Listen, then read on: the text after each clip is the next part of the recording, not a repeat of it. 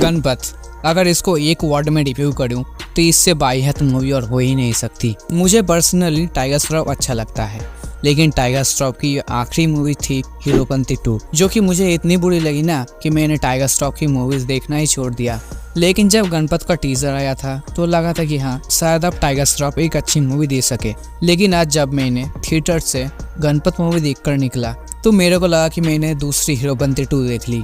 हाँ, मैं मानता हूँ कि टाइगर श्रॉफ बहुत अच्छी एक्टिंग नहीं कर पाते हैं, लेकिन एकदम ही खराब एक्टिंग करते हैं ये भी नहीं कहूँगा। तुम लोगों को पता ही होगा कि गणपत की स्टोरी एक डिस्टोपियन स्टोरी है, फ्यूचर की स्टोरी, जहाँ पर अमीर लोग गरीब लोगों पर टॉर्चर करते हैं, उनको अपने से दूर रखते हैं। और उन गरीब लोगों का मसीहा है अमिताभ बच्चन, जिन्होंने एक खेल की शुरुआत की है जिससे कि वो अमीरों से लड़ सके। और अमिताभ बच्चन के बेटे के पास एक ऐसी शक्ति होगी जिससे कि वो अमर होगा, मतलब कि वो कभी नहीं मरेगा, और वही होगा गरीबों का मसीहा। लेकिन अनफॉर्चुनेटली अमिताभ बच्चन की डेथ हो जाती है और उनके खास आदमी में से एक गणपत के पैदा होने के बाद उसको लेकर अमीरों के पास चला गया। और करीब 20-30 साल बाद जब गणपत बड़ा हो जाता है तो वो एक लग्जरी लाइफ जीता है।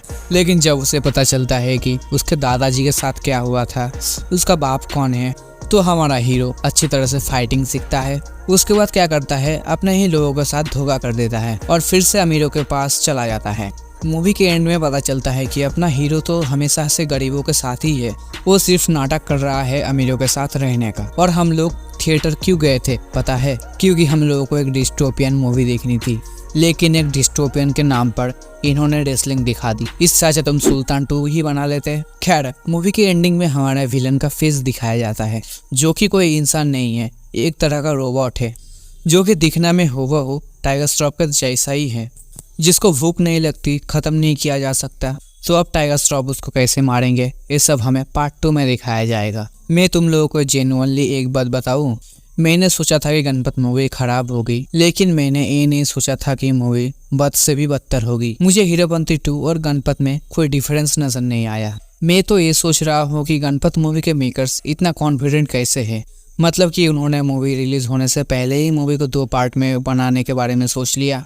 बहुत सारी मूवीज है जिसका फर्स्ट पार्ट उतना अच्छा नहीं होता, लेकिन मेकर्स कुछ ऐसा छोड़ते हैं कि पार्ट 2 को लेकर हमारे अंदर एक्साइटेड बहुत ही ज्यादा बढ़ जाता है। जैसे कि ब्रह्मास्त्र को ले लो, पार्ट 1 लोगों को उतना पसंद नहीं आया था, लेकिन आयन मुखर्जी ने एंडिंग को ऐसे प्रेजेंट किया कि हम लोग बहुत ही ज्यादा एक्साइटेड हो गए हैं इसके पार्ट 2 को लेकर। उसके बाद भोला को ले लो, एंडिंग में जब अभिषेक बच्चन के फेस को दिखाया गया, मेरे तो गूज़बम्स आ गए थे। अगर गणपत के मेकर्स मूवी के एंडिंग में कुछ अच्छा डाल देते, लाइक गूज़बम्स टाइप, कि हाँ भाई, एक सीन को देखकर मुझे समझ आता है कि हम लोग पार्ट 2 के लिए वेट कर सकते हैं, लेकिन हम लोग क्यों पार्ट 2 के लिए वेट करें? हम लोग तो पहले से ही प्रेडिक्ट कर सकते हैं कि पार्ट 2 में क्या होगा।